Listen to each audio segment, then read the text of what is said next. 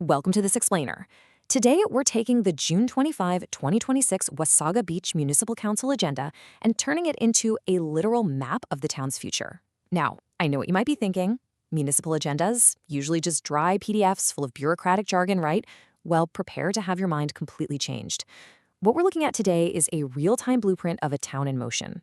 We're going to decode the exact moves this council is making, from celebrating local volunteers all the way to some really aggressive land acquisitions that are absolutely going to transform the downtown core.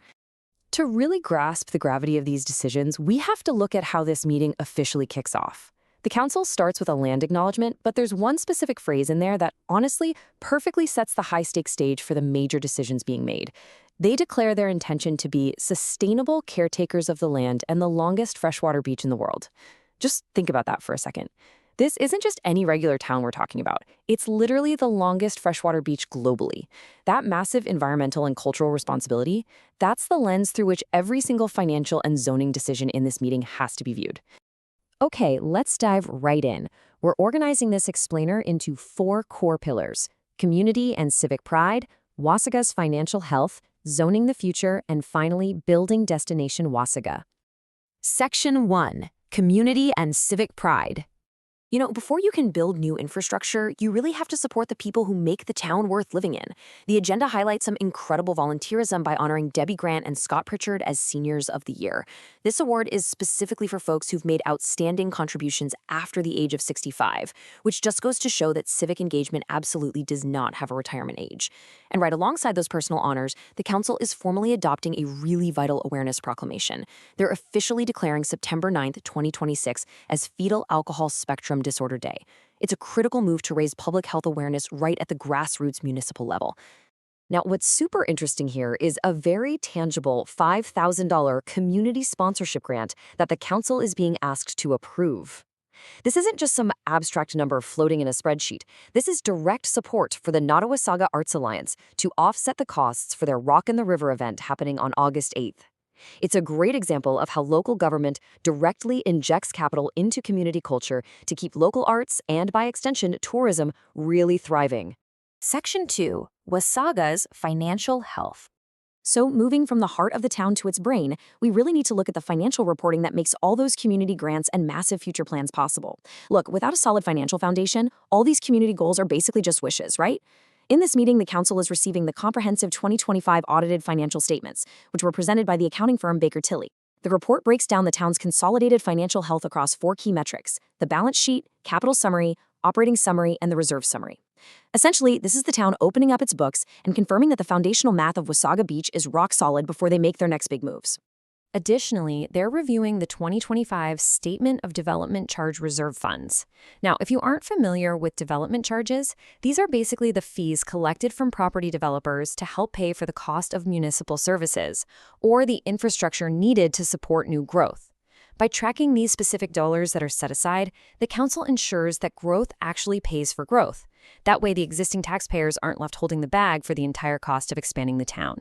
Section 3. Zoning the future. Okay, so once you know your finances are in order, you need a rule book to dictate how that money gets physically built into your environment. The council is holding a highly important public meeting under the Planning Act to discuss the new comprehensive zoning bylaw. Now, the absolutely crucial point here is that this public meeting and the staff presentation, they aren't just bureaucratic jargon. A comprehensive zoning bylaw is the master municipal rulebook. It governs exactly what types of properties can be built, whether that's commercial, residential, or mixed use, and exactly where they can be located. This bylaw is the actual, literal blueprint dictating the daily lives, the traffic flow, and the future neighborhoods of Wasaga residents. If you want to know what your street is going to look like in 10 years, well, you look at the zoning bylaw. Section 4. Building Destination Wasaga.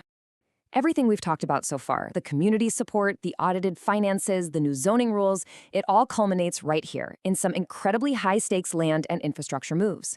First up, the town is executing a 1-year agreement with the province of Ontario, specifically with the Ministry of Infrastructure. This agreement allows Wasaga Beach to manage 6 parcels and beachfront lands. Remember that opening quote we talked about earlier about being sustainable caretakers? Well, this is that quote in action. They're formally stepping up to maintain and control their absolute most famous asset, the beach itself, really cementing their role and authority over the shoreline. But honestly, the most aggressive action on this entire agenda is the push to acquire 10 Main Street.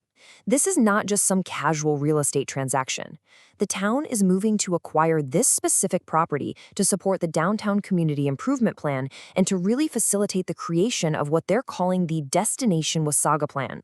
Basically, they want to own the core of the town so they can completely control its destiny. And this brilliantly illustrates the town's determination.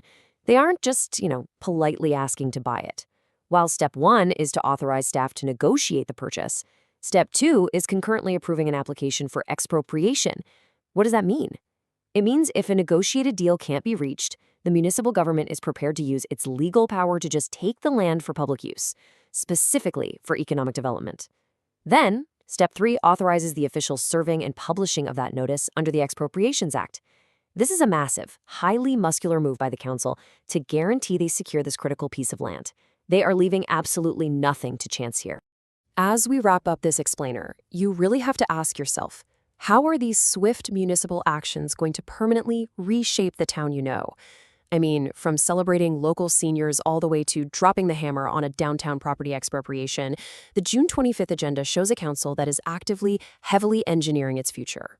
With new zoning laws being drafted, provincial beach agreements signed, and aggressive moves on 10 Main Street underway, what will Destination Wasaga look like tomorrow? It's pretty clear the blueprint is already being drawn. Thanks so much for joining me on this deep dive, and definitely keep your eyes on how these plans unfold.